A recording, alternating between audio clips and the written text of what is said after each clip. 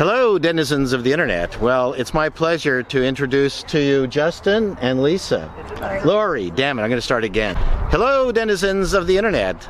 It's my pleasure to introduce you to Justin and Lori. And you are part of Wells Auto Service and DeLorean something or other. Wells Auto DeLorean Sales and Restoration. Okay, we're going to come back and talk to them later.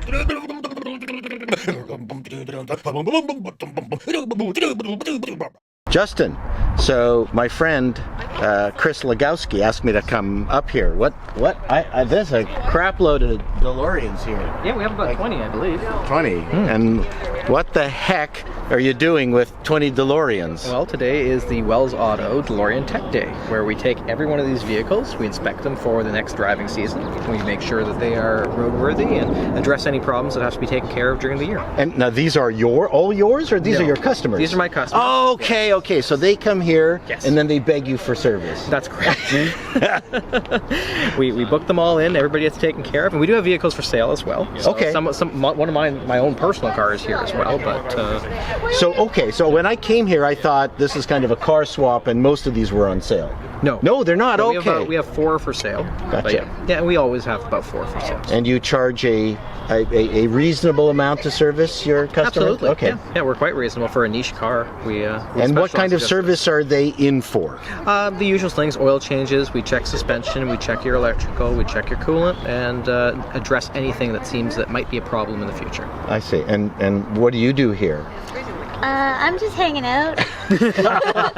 So tell me a little bit about the DeLorean, and what's the attraction of that car to you? Well, for me, it's a stainless steel car with glowing doors. I mean, it's pretty much the coolest thing ever. Right. So when it came time to maintain the vehicles of my own, I made sure that I learned how to do that stuff, and that was one thing that's sort of missing by and large of our owners group. They're generally not really car nerds, they're kind of just nerds, and there's nothing wrong with that, but I'm the car nerd.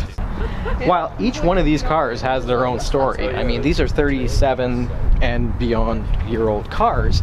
Every one of them's had some sort of interesting story that led them to here, whether it be the US, be in Canada, be in a barn for a long period of time. Time travel? Being turned into a time machine. Yes. Head over here if I Yeah, this is the classic version of the DeLorean. Thank you, Dr. Brown. Where's Dr. Brown? Dr. Ken's the closest. Oh, okay. So over here we have something a little bit special. And what that is only 88 cars were made specifically for Canada. These cars were made in Belfast, Northern Ireland. Okay. But this one in particular is not just one of those 88, it is the last of the 88 made, documented. So this was the last production of that VIN, and it's in excellent shape. And it also happens to be for sale right now, and that's going to go to some lucky owner who's going to have something that's a real piece of collectible history. So tell me about it.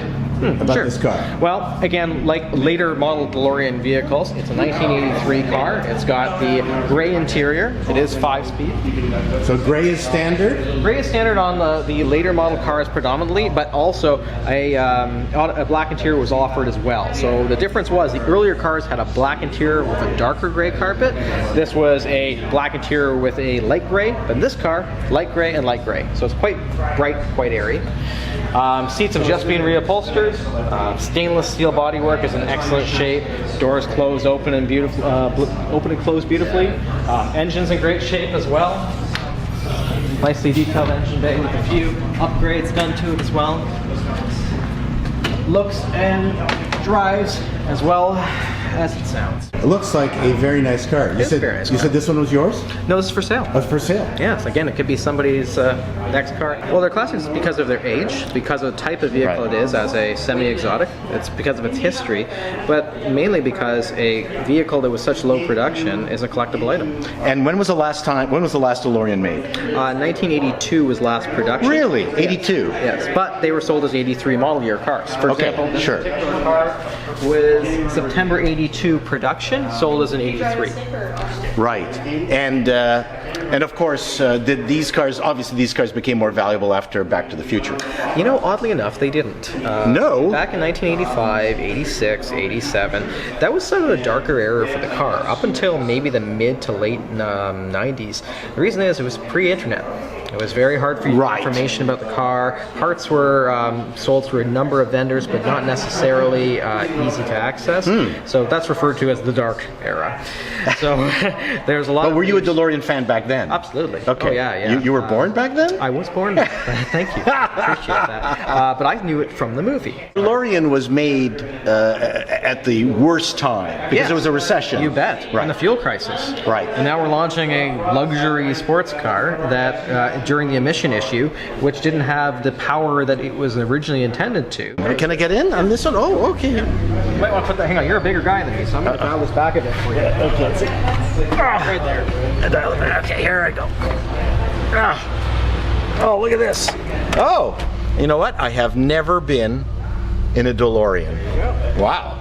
Meep, meep, meep. Actually, that's not what the horn is. Oh, it's not? Oh, it's over. Oh, okay. I'm not. I had the horn wrong entirely. Well, this.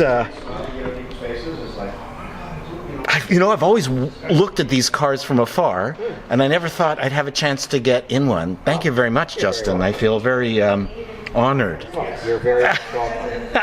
This is cool. This one does not have the flux capacitor. And what's this car like to drive? Excellent. This is a nice cruiser, especially this one in particular.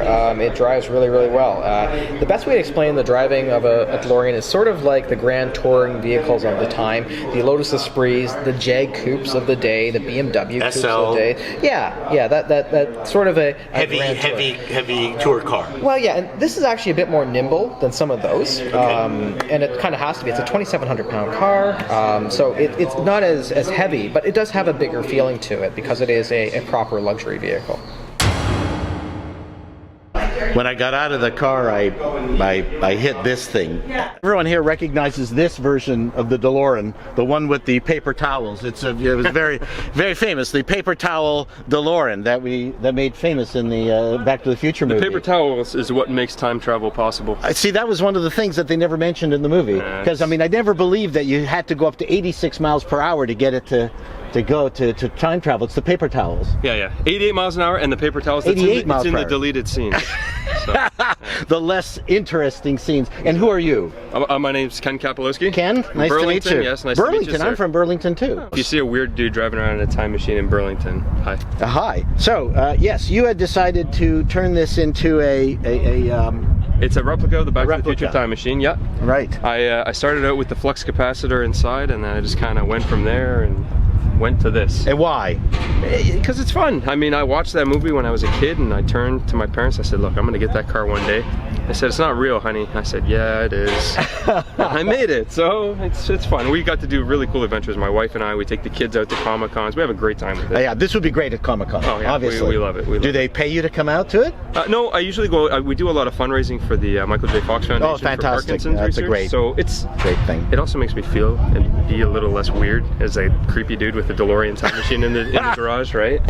But it's fun. It's really rewarding, and to see the smile it brings to people's faces, it's pretty fantastic. This car runs on banana peels and Miller Lite, banana peels, and garbage. I wish. That's one of the things I really wish it could do. That would be great with the $1.35 I saw per liter. This morning. Yeah. And how long have you had this car? I've had the car for almost 20 years. I spent about I spent about 8 years researching what all this stuff was on the car. I had some help from some friends online, and about 2 years to put it all together. So did anyone from Universal send you plans or anything? Could you get help from them in terms of finding out what size the pieces needed to be? We reached out in California to some of the guys who worked on the car originally for the production of Back to the Future. Michael Chaffee was a huge help. He's the guy behind Knight Rider kit, and he did a lot of the creative ideas on the DeLorean time machine as well. He worked with a company called Film Tricks, who Kevin Pike is behind that, and they were both really helpful. Took us out to surplus stores in Burbank, and it was crazy to walk into a store 25 years later and be able to find parts that were used on the DeLorean time machine. It was wild. This is not a real time machine? It is. It travels into the future. That's right. Exactly 1 second at a time. We have one car in the showroom at any given time. This one's actually undergoing some restoration right now, but everything underneath this vehicle is brand new. It's a very nice pole. Yes, I should really do something like that. Do DeLoreans rust?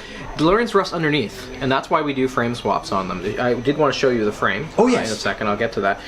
That's where the corrosion ends up happening with the vehicle. On top of the vehicle, it's stainless steel. Lots of fittings can rust. The roof box, the box that controls the doors, that can rust. But the stainless steel itself does not. So show me that thing. The frame, yeah, right this way. The frame is the chassis of the vehicle per se. It's what everything's attached to. It's a double Y frame designed and engineered by Lotus. The gas tank sits inside here.